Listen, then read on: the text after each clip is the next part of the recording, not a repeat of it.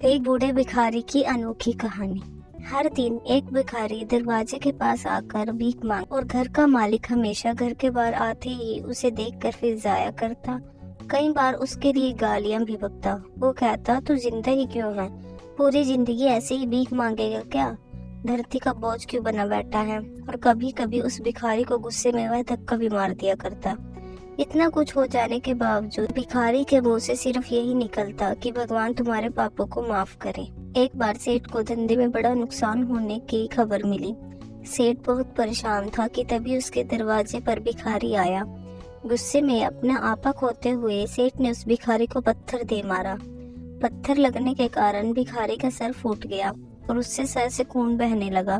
फिर भी दर्द से कराहते हुए भिखारी ने इतना ही कहा, भगवान तुम्हारे पाप को माफ करे। भिखारी वहां से चला गया। सेठ सोच में पड़ गया। भिखारी को पत्थर मारा, फिर भी उसने सिर्फ प्रार्थना की। सेठ का गुस्सा शांत हुआ, सेठ का मन शांत हुआ। भिखारी का रहस्य जानने के लिए सेठ ने भिखारी का पीछा करना शुरू कर दिया। भिखारी जहाँ जहाँ जाता सेठ उसके पीछे जाता। सेठ ने देखा कि कोई उसको खाना देता, कोई उसको मारता, कोई अपमानित करता तो कोई गाली देता। लोग भिखारी के साथ चाहे जैसा व्यवहार करते, लेकिन भिखारी सबके लिए एक ही प्रार्थना करता, भगवान तुम्हारे पाप माफ करे। अब रात होने को आई थी। भिखारी अपने घर जाने के लिए लौटा। वो अपने घर पहुंच गया, लेकिन सेठ अब भी उसका पीछा कर ही रहा था। एक पुरानी टूटी हुई खटिया पर एक बूढ़ी औरत लेटी हुई थी। काफी कमजोर और बीमार लग रही थी। वह भिखारी की पत्नी थी। अपने पति को वापिस आता देख वह खाट से उठ खड़ी हुई। पत्नी ने अपने पति के भीख वाले कटोरे में देखा, उसमें सिर्फ आधी बासी रोटी थी। उसे देखकर वह बोली, आज बस इतना ही मिला?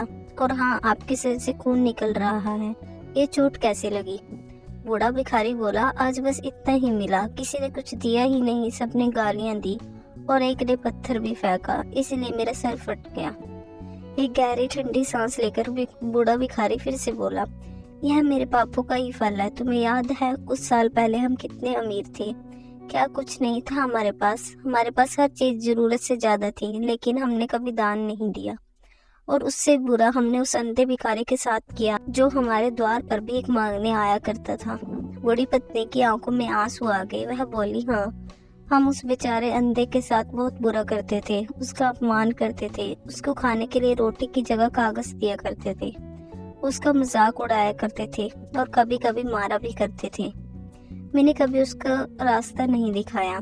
एक बार मैंने उसके मुंह पर मिट्टी भी फेंक दी और वह हमेशा दुखी होकर यही कहता कि भगवान तुम्हें तुम्हारे किए की सजा देगा, भगवान तुम्हारे पापों की सजा जरूर देगा।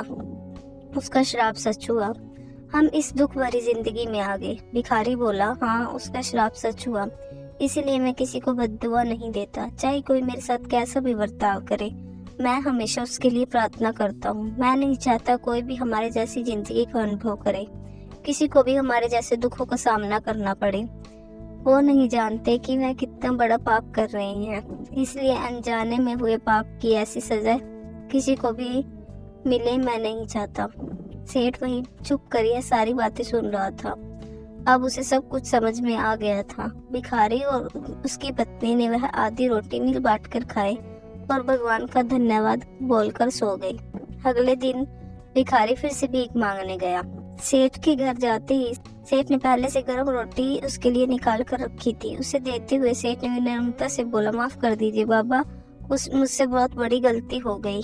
बूढ़ा भिखारी बोला, भगवान तेरा भला करे। इतना कहकर वह आगे निकल गया। इस कहानी से जो सीख लेने लायक है वह बड़ी ही सिंपल है कि आदमी चाहे किसी के बारे में बुरा कहे या भला करे, लेकिन भगवान सिर्फ कर्म के हिसाब से उसको फल देता है। क्या हुआ अगर भगवान नहीं देखता? लेकिन यह बात बिल्कुल सच है कि उसके खाते में सबका हिसाब बहुत पक्का होता है। इसलिए जब किसी के लिए कुछ भी करो तो अच्छा ही करो। दोस्तों, आज की कहानी आपको कैसी लगी हमें कमेंट में जरूर बताएं। चैनल को सब्सक्राइब और वीडियो को लाइक करना ना भूलें। Thank you.